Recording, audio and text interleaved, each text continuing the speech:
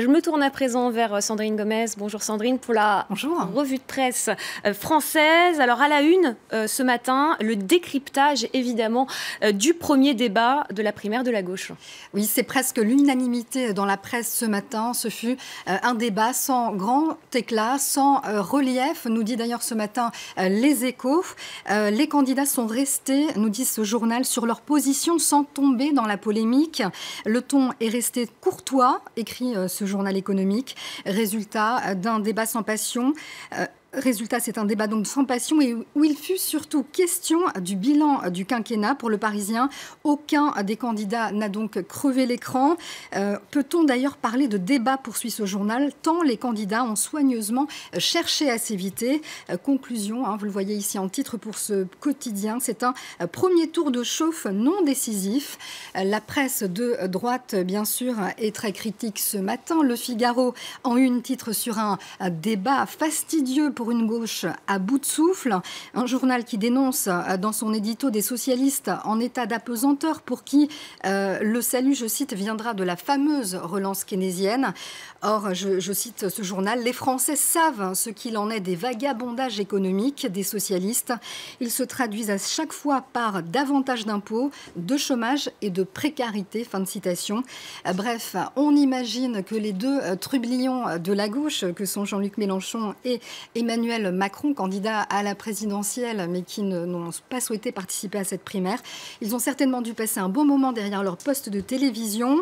Pour rançon ici dans le Parisien, Jean-Luc Mélenchon a peut-être lancé un « ils sont nuls » à Emmanuel Macron et celui-ci a dû lui répondre « tiens, on est d'accord sur certains trucs ». Alors l'autre sujet à la une, Sandrine, c'est la 27e réunion Afrique-France qui s'ouvre ce vendredi au Mali, à Bamako.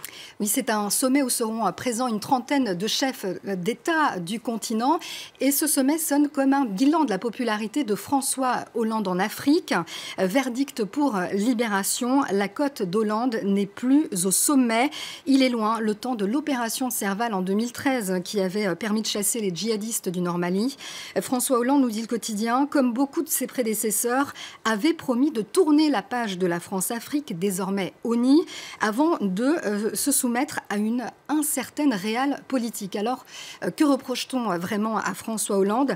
Eh bien, c'est une militante, ici interrogée par le journal, qui nous explique qu'au nom de la sécurité, dit-elle, Hollande soutient implicitement ou explicitement des régimes qui confisquent l'espoir ou renforcent les inégalités sociales et font justement le terreau du terrorisme. Elle critique notamment ici la volte-face de la France qui a fini par entériner, dit-elle, fin octobre, l'élection contestée d'Ali Bongo.